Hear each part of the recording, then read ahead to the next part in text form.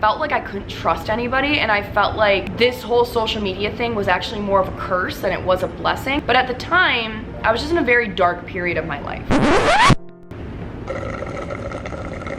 Being a barista for the last 8 years has probably been one of the richest life experiences I've ever had. And I'm not talking riches in terms of like dollar signs, because us baristas out here are making minimum wage. Tip you damn baristas. No, I'm talking rich in terms of experience, lessons, both coffee related and life lessons as well. Most importantly, being a barista has exposed me to the internet. It's exposed me to you guys. With every yin, there's a yang. So these are the reasons I both love and hate being a barista. Recently, I've been creating and uploading more content that's a little bit more personal to me. I've been sharing more of my story with you guys, and you all have been so encouraging and so supportive, and you have received me so well, which is why I keep wanting to share more of my story with you. And I think in order for my audience, my community to really truly understand who Stefania is, I think you need to understand my journey as a barista. So with that being said, hello, my name is Stefania, if we're just meeting for the first time today. I'm 24 years old, I live in Chicago. I have been a barista for the last 8 years of my life, since 2016. My first job as a freshly 16-year-old was at Starbucks. So coffee has been a huge part of my life since I literally was able to get a license and start driving a car. I worked at Starbucks up until COVID 2020, woo! Just like most people during quarantine, I started a YouTube channel. In August of 2020, I was driving around doing Uber Eats and DoorDash because I wasn't working at Starbucks or being a barista during this time because germs. So I'm driving around doing my thing. I get this idea for a TikTok video. I go home. I'm making a very long story short right now. I go home, I upload the video onto my TikTok that literally had 15 followers that were just my friends and a couple of random people. And I went to bed, woke up the next morning, and that video that was Starbucks barista related had 80,000 views on it. My very first barista TikTok video did not end up on the right side of TikTok. It ended up on Karen Talk. And most of the people in the comments overnight were not happy with the jokes that I was poking at them. But eventually the algorithmed, and my content made it to the barista side of TikTok, and people were asking for a part 2, and then a part 3, and then a part 4, and then a part 30, and then a part 90, and I just kept giving the people what they wanted. People really seemed to resonate with it, especially baristas and coffee lovers. Posting that very first video on TikTok, probably, like, that's what kickstarted the most enlightening period, maturing period of my entire life. I love and loved being a barista, a Starbucks barista, because not only do I love coffee and connecting with people, but it allowed me to have the stories and the experiences that I have now shared with you guys, has allowed me to connect and relate with a bunch of other coffee lovers and a bunch of other baristas that I probably otherwise would not have met had I not put myself out on the internet for the first time. So let me tell you a few reasons about why I loved being a barista and how I love being a barista on the internet. First and foremost, I have connected with so many other coffee related creators and other baristas, and I have learned a great deal of knowledge as it relates to coffee.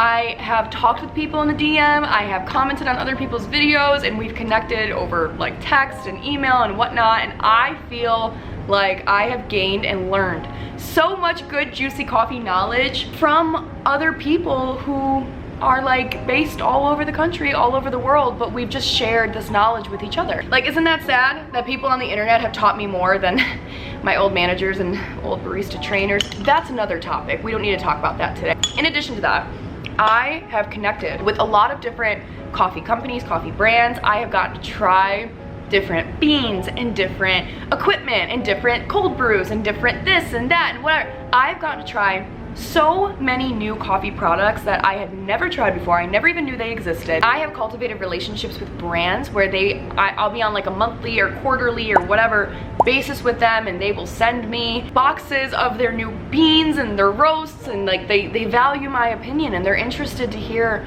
what I have to say about their coffee products, and that is the most amazing feeling in the world. It makes me so happy knowing that there are people out there that trust me and trust me with their products and trust my opinion, and that has been so amazing because it's like, wow, it feels really nice. I have been invited to some super cool experiences, like last year going to Summerfest, being invited to Summerfest with Frito-Lay and getting to take content of their entire activation. And some of the other, like I just did a collaboration with Oatly. Like there have been so many companies and brands that I've gotten the opportunity to partner with and do stuff with and go to their events and go to their, you know, cafe openings and their this and that. Like it feels really nice to be included. Last thing I'll say about this part of the video is, do you see this? Do you see her right here? This little coffee bar right here? I love her. She's my pride and joy. I have always dreamt of having a built out coffee bar, and like, honey, this is amazing, and I'm so grateful for her. When we moved in here, this was my biggest thing. I wanted a really built out coffee bar where all of my stuff can sit, all of my like products and teas and beans and all of that down there, cold brew stuff. Like I love this part about being a barista because I love my coffee bar. I adore my coffee bar so much, and I only want to build it out more, but it's expensive, it's expensive, but we'll get there, we'll get there.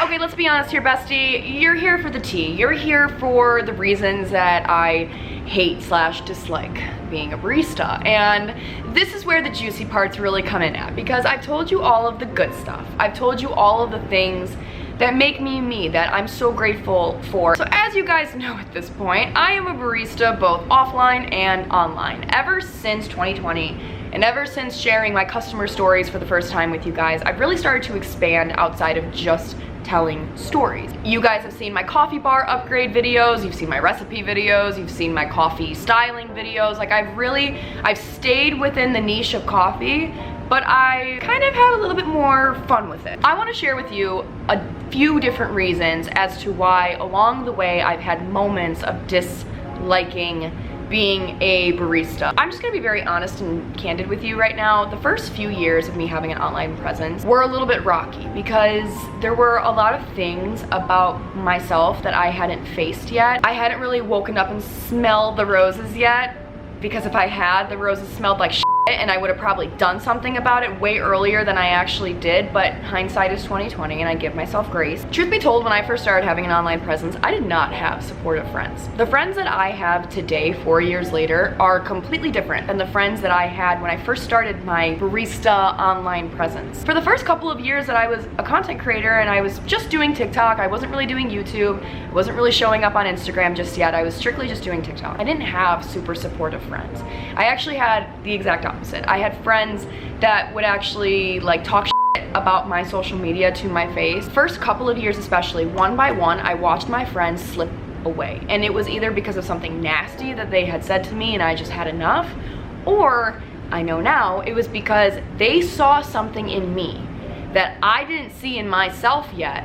They hoped I never saw it in myself. And then when I started to realize it in myself, they started to back off me. Insecurity and lack of self-confidence will manifest and project in the craziest ways. I have learned two things about people. Number one, the relationship that people have with themselves is directly tied to the relationships they're able to hold with other people. And second, when someone out there tells you that you can't do something, it's because innately, subconsciously, they feel like they can't do that themselves. Basically, at first I had friends that would typically use the word cringe and embarrassing as it related to my content and what I was trying to do and what I was trying to build. I'll tell you a few quick stories just to give you an idea. One time, back in 2021, I was in Malibu for the very first time. I haven't been back since, but I was there sitting at Paradise Cove on the beach at a cafe with my 5 friends, and one of the people that we had invited along had invited one of her friends who was a guy, and this guy had clearly some insecurity issues. He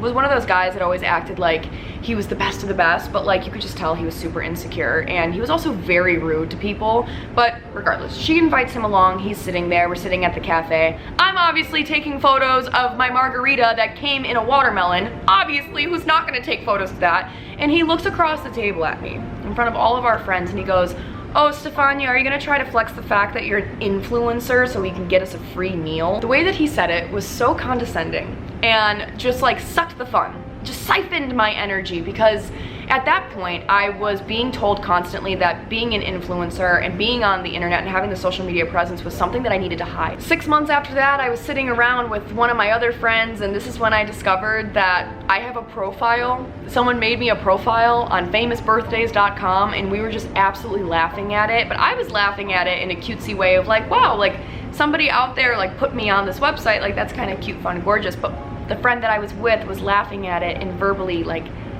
verbatim said to me, you're not important enough to be on this website. There was this one girl back in early 2021 that I was close with. We were going out to some club, I think it was someone's birthday, some club or something in Chicago. I just turned 21, so I was like, yay, I'm legal, I have a legal ID, woo, we could go in there. And I'll never forget, and I didn't know these messages were going out until they already went out and the screenshots were sent in the group chat that this girl was going around and saying, Stefania Marzelia will be in our group, she'll post content for you in exchange for if we could get a free bottle, blah, blah. Using my name, using my following, my social media that I had built, using that as leverage. Fast forward, I moved to Chicago in 2021 and I started to really get involved with the creator scene here. I started to get invited to events. I was mustering up the courage to go to events by myself. So now I'm branching out, I'm making new friends, I'm meeting new people. And one thing about me is that if I'm gonna give you my time and my energy, it's because I'm trying to cultivate a relationship with you, a friendship with you. Like, at the end of the day, nothing beats my solitude, honey. Nothing is in competition with my alone time. I love being at home with my little Gigi baby, my little doggy, perfect little angel baby, with my mans. I love being at home. Like, I'm a homebody through and through. So if I'm giving my time and my energy to you, it's genuinely because I want to start carving out a friendship. And I think one of the hardest pills that I've had to swallow since being a creator and being like very active in this creator scene in Chicago is that not everyone has those intentions, unfortunately. As I started going deeper and deeper into the creator scene, I realized there's a lot more people that their only prerogative, their goal with you is to gain something from you. It's to benefit off of you. Like, I'm not even kidding you, the amount of people that will literally fake being your friends simply so they could get a story tag, a feature on TikTok, something stupid just for clout and like social media purposes is just pathetic in my opinion. And I can't relate to that mentality of like only hooking on to people to benefit off of them. I don't really understand that, but that's something that I had to experience a few times over with other people who I genuinely thought were just trying to be my friend. And then it like became apparent a few months later that's like, oh no, they don't care to be my friend, they just want something from me. Okay, cool. This was really tough for me because I felt like there was a period of time that I went through at the end of 2022 going into 2023. So at this point now, I had been posting on social media for like the better half of 2.5-ish years, and I was still learning. I was still going through the motions and like figuring out what exactly my content still was, because you know, having people around you for so long that are telling you your content is bad, your content is cringe, it like sent me in cycles of wanting to like change who I showed up as on the internet, and I need to run away from Stefania the barista, like I don't want to post about coffee anymore, like all this stuff. I was just in these cycles, and then in addition to being in these cycles and still trying to make peace with the friendships that I had lost over the course of those 2 years, I was now trying to cultivate friendships with new people who weren't honest and genuine people. So it felt like there was a period of time, felt like I couldn't trust anybody, and I felt like this whole social media thing was actually more of a curse than it was a blessing. Obviously, I don't view it like that at all today, but at the time, I was just in a very dark period of my life. This was also around the time that I kind of just like halted posting anything barista or coffee related on any of my profiles. I was trying to be not me, I was trying to be somebody else. There are other creators I've met that have gone out of their way to exclude me simply because I'm not posting the same sort of content that they're posting. Like, at the end of the day, I don't post my outfit, like that's not my content, and not hating on anyone who does. I'm just not a makeup, like beauty, fashion influencer. Like, I love beauty and I love makeup personally, it's just not something I post about.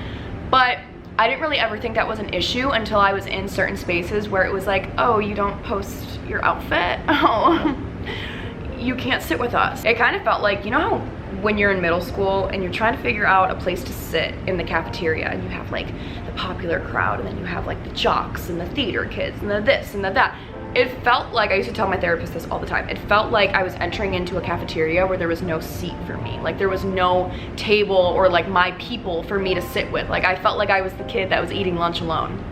This obviously set me in a spiral for like 6 months, and this is all like last year, beginning of last year in 2023 that this happened. And I felt like there were parts of myself that I needed to run away from, and that there were parts of me that weren't good enough, weren't this enough, weren't interesting enough. And it really also made me refrain from sharing parts of me, like how I've been the last few months with you guys on here, and just being like very personal and opening up about my story and who I am as a person.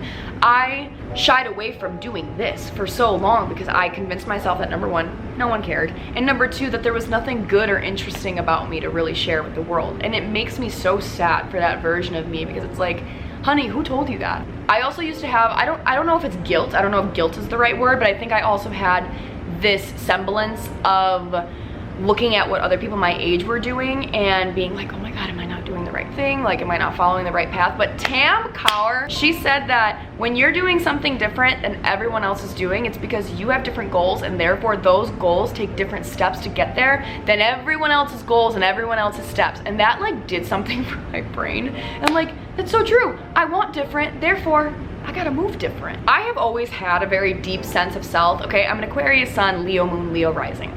A very deep sense of self, but I think there were parts of myself that, even though I had a deep sense of them, I had awareness of, I didn't have acceptance for.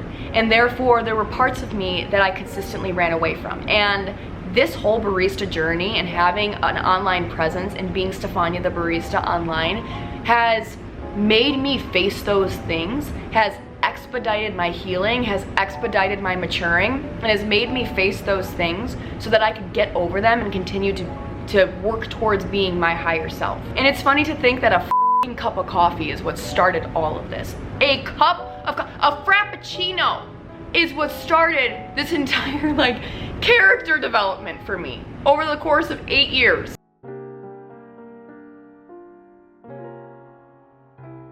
So thank you guys for being here. I love you, and you watching this make me love being a barista every single day, and you make me love being Stefania the barista. And I love sharing recipes with you. I love sharing stories with you. I love sharing bits and pieces of my personal story with you guys. So thank you for receiving me so well, and if you've made it this far in the video, thank you. Go get yourself a coffee, a latte. You deserve it. Be nice to your baristas. Be nice to yourself, most importantly, and I will see you guys next time. Cheers.